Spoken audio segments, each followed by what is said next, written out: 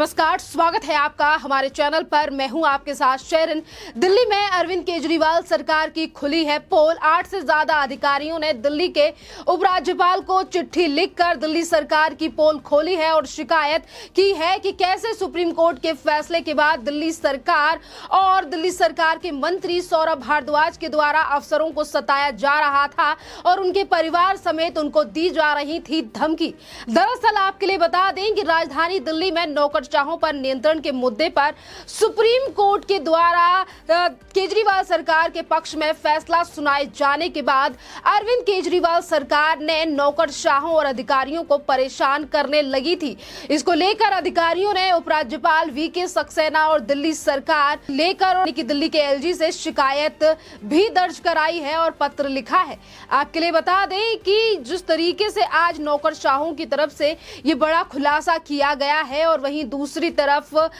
ये बड़े खुलासे भी किए जा रहे हैं कि कैसे तूतड़ा करके बात की जा रही थी अधिकारियों से सुप्रीम कोर्ट के फैसले के बाद। पर ये भी बात है कि एक तरफ अगर अधिकारियों की तरफ से ये खुलासा किया गया है और सच्ची बात जो है वो सामने लाई गई है कि कैसे पावर हाथ में आने के बाद निरंकुश हो गई थी दिल्ली की आम आदमी पार्टी सरकार। इसके बाद केंद्र सरकार ने एक अध्यादेश लाकर सुप्रीम कोर्ट के फैसले को पलट दिया था और इस अध्यादेश में अधिकारियों की ट्रांसफर पोस्टिंग एवं सेवाओं का अधिकार फिर से उपराज्यपाल को दे दिया गया। पर आपके लिए बता दें कि सुप्रीम कोर्ट के 5 न्यायाधीशों की संविधान पीठ ने पुलिस, भूमि और सार्वजनिक व्यवस्था को छोड़कर सेवाओं के प्रशासन में नौकरशाहों पर दिल्ली सरकार का नियंत्रण दे दिया था। पर आज अगर दिल्ली सरकार को लेकर ये बड़ा खुलासा हुआ है, जो पत्र लिखा गया है उपराज्यपाल कार्यालय के अधिकारियों ने इस बात की सूचना दी है और ये दावा भी किया गया है कि दिल्ली सरकार और नगर निगम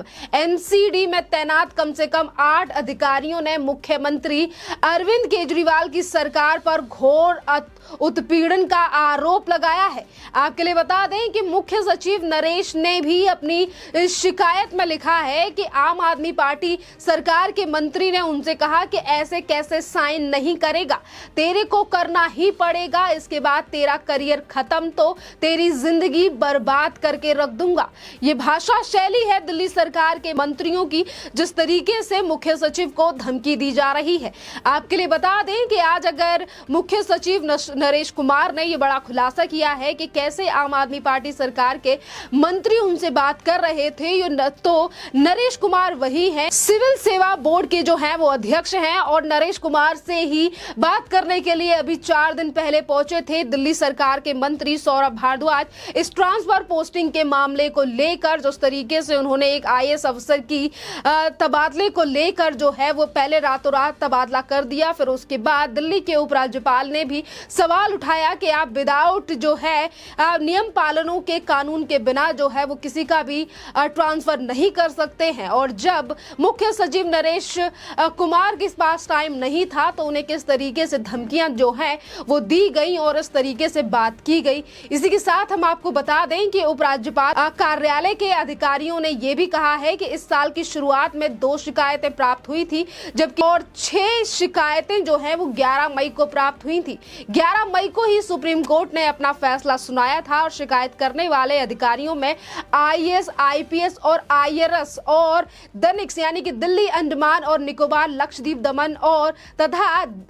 दादर और नगर हवेली सिविल सेवा केडर, जी हाँ, सिविल सेवा केडर के ही मुख्य सचिव हैं नरेश कुमार और उनकी तरफ से जो पत्र लिखा गया है, एक तरफ कहा गया है कि घोर उत्पीड़न जो है वो दिल्ली सरकार के द्वारा किया गया, तो वहीं दूसरी तरफ उनके परिवार से लेकर उनको भी धमकी दी गई और उनका करियर बर्बाद करने की बात जो है वो दिल्ली सरकार की तरफ से की गई है। ये एक सवाल बहुत बड़ा है कि एक तरफ दिल्ली के मुख्यमंत्री अरविंद केजरीवाल ये कहते हैं कि वो एक आईआरएस अफसर रह चुके हैं और आज उनकी सरकार जब दिल्ली में है और सुप्रीम कोर्ट ने अगर चंद दिनों के लिए उन्हें पावर दे भी दी थी तो उसी पावर का किस तरीके से इस्तेमाल जो है वो दिल्ली सरकार के द्वारा किया गया और आईआरएस और आईबीएस और आईएएस अफसरों के साथ किस तरीके से जो जाती है वो आम आदमी पार्टी सरकार के द्वारा की गई। आपके लिए बता दें कि जिस दिन यानी कि 11 मई को सुप्रीम कोर्ट की तरफ से दिल्ली सरकार के पक्ष में फैसला फैसला सुनाया गया था और उन्हें ये सिविल कैडर से लेकर तमाम चीज़ों की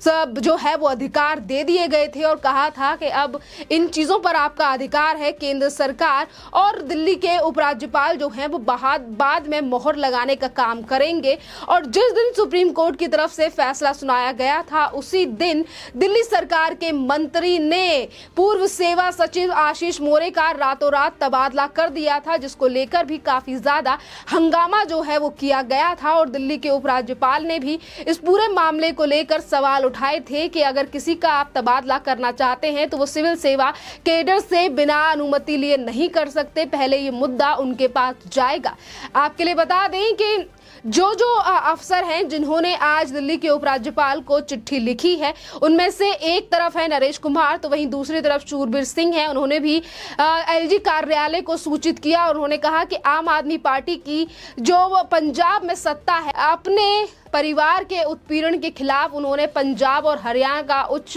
न्यायालय का दरवाजा खटखटाया है। सिर्फ दिल्ली ही नहीं, पंजाब में भी अफसरों को हैरेस किया जा रहा है, क्योंकि पंजाब जो है वो राजधानी नहीं है और वहां पे पुलिस और सारी जो चीजें हैं उस पर राज्य सरकार का अधिकार है और वहां पर भी अपनी शक्तियों का किस तरीके से दुरुपयोग किया जा रहा है आम आदमी पार्टी सरकार के द्वारा। कि जो अफसर हैं, जो IAS जो अधिकारी हैं, वो ये तक कह रहे हैं कि उनके परिवार की जान को भी खतरा है और इसीलिए उन्होंने उनकी जान को बचाने के लिए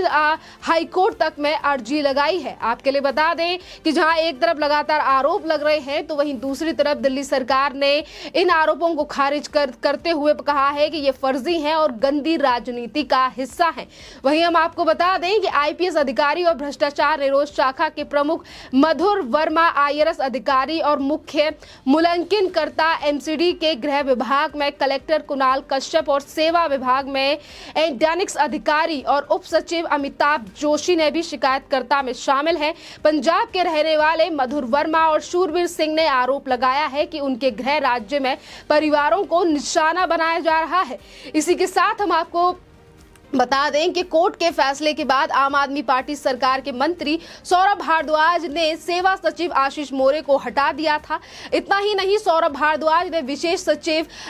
सतर्कता YVV से राजशेखर को भी हटा दिया था। उन्होंने आम आदमी पार्टी सरकार के भ्रष्टाचार के कई मामलों की जांच की थी और भारद्वाज ने दावा किया था कि राजशेखर पर भ्रष्टाचार और जबरन वसूली करने के आरोप हैं, यानी कि उन्हीं अफसर्स को जो है वो टारगेट किया गया सौरभ भारद्वाज के द्वारा इन 2 दिनों में पावर मिलने के बाद, जिन्होंने दिल्ली सरकार में हुए भ्रष्टाचारों की जांच की है या फिर जिन्होंने पोल पट्टी या फिर सख्त कार्रवाई की है, वो भी भ्रष्टाचार को लेकर और उन्हीं के खिलाफ ये बदले की राजनीति जो है वो आम आदमी पार्टी सरकार की तरफ से की गई और इसीलिए चुन चुन के अधिकारियों को उनके पद से निष्कासित किया गया। पर आपके लिए बता दें कि अब देश की राजधानी दिल्ली में जो हालात हैं वो बदल चुके हैं, क्योंकि एक तरफ तमाम अधिकारियों ने दिल्ली के उपराज्यपाल से शिकायत कर दी है, जिस पर शायद जल्द ही उपराज्यपाल की तरफ से बड़ा एक्शन लिया जा सकता है। और वहीं दूसरी तरफ 11 मई को